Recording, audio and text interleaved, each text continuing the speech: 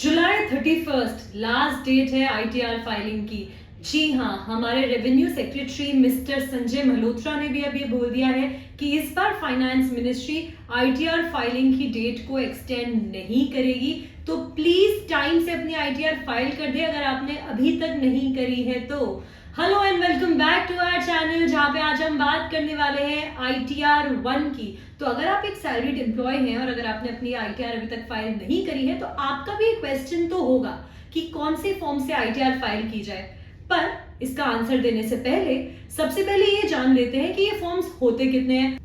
हमारे पास total 7 ITR forms है choose करने के लिए, और ये 7 आईटीआर फॉर्म्स जो हैं ये अलग अलग पर्पस के लिए हैं। लेकिन आज हम बात करेंगे आईटीआर फॉर्म 1 की, यानी आईटीआर 1 की, जिसको हम सहज भी बोलते हैं। और ये एक सिंपल फॉर्म होता है एक पेज का, जो हमारी आईटीआर फाइलिंग को बहुत ही इजी कर देता है। और हम सभी ये जानते हैं अगर हम टैक्स टू विन के साथ आईटीआर फाइल करते हैं तो ये और भी आसान हो जाता है। तो चलिए बात करते हैं कि ये आईटीआर फॉर्म 1 कौन कौन फिल कर सकता है। तो वो इंडिविजुअल जिनकी इनकम जो है वो अप टू 50 लाख हो, वो आईटीआर 1 फॉर्म फिल कर सकते हैं।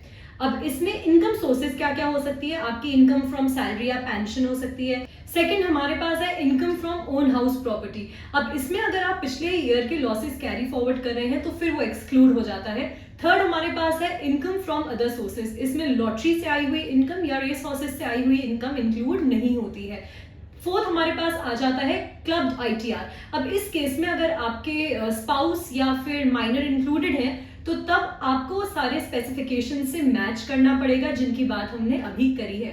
अब आगे बढ़ते हैं और बात करते हैं कि इसमें डॉक्यूमेंट्स कौन कौन से नीडेड है। सबसे पहला है फॉर्म 16, उसके बाद हमारे पास आता है फॉर्म 26AS। अब इस टाइम पे आपको ये ध्यान रखना है कि आप वेरीफाई करें कि फॉर्म 16 में जो आपका टीडीएस मेंशन्ड है वो फॉर्म 26 के पार्ट ए में भी वही टीडीएस मेंशन्ड हो। थर्ड हमारे पास आता है पैन। फोर्थ हमारे पास आता है बैंक इन्वेस्टमेंट सर्टिफिकेट्स। फिफ्थ हमारे पास है रिसीट्स। अब कुछ एग्जेम्पशंस या डिडक्शंस के प्रूफ अगर आप सबमिट करना भूल गए हैं अपने एम्प्लॉयर को, जैसे एचआरए अलाउंस होती है, हमारा एटीसी होता है, एटीडी डिडक्शन होता है, इन सब के प्रूफ अगर आप देना भूल गए हैं तो इस केस में आप ये सारे प्रूफ्स जो हैं अब हैंडी रखिएगा ताकि आप आईटीआर फाइलिंग के टाइम पे क्लेम कर पाए। अब जैसा कि हम सब जान गए हैं कि आईटीआर 1 क्या होता है, उसमें डॉक्यूमेंट्स रिक्वायर्ड क्या है, एलिजिबिलिटी क्या है और कैसे फाइल करना है, तो अब टाइम आ गया है कि हम हमारी आईटीआर फाइल करें, क्योंकि 31 जुलाई कोई बहुत दूर नहीं है। तो अगर आपको पेनल्टीज से बचना है, नोटिस से बचना है, तो ये इंपॉर्टेंट है कि आप अपनी आईटीआर फाइल करें। और टैक्स टू विन के साथ आईटीआर फाइल करना बहुत ही सिंपल है, ये हम सभी जानते हैं। तो लिंक डिस्क्रिप्शन में मेंशन्ड है, तो डिस्क्रिप्शन बॉक्स से लिंक पे क्लिक करें और आईटीआर टैक्स टू विन के साथ फाइल करें। उसके बाद भी अगर आपको कुछ डिफिकल्ट लग रहा है तो हमारे ईसीएस है ना, ईसीएस बुक करें और अपनी आईटीआर फाइलिंग के प्रोसेस को एकदम रिलैक्स्ड बना दें, क्योंकि फिर आपने कुछ नहीं करना है, हमारे ईसीएस आपको हर स्टेप पे गाइड करेंगे। तो जल्दी आईटीआर फाइल करो and I will see you in the next video. Until then, do not forget to like, share, subscribe to our channel and also comment down below.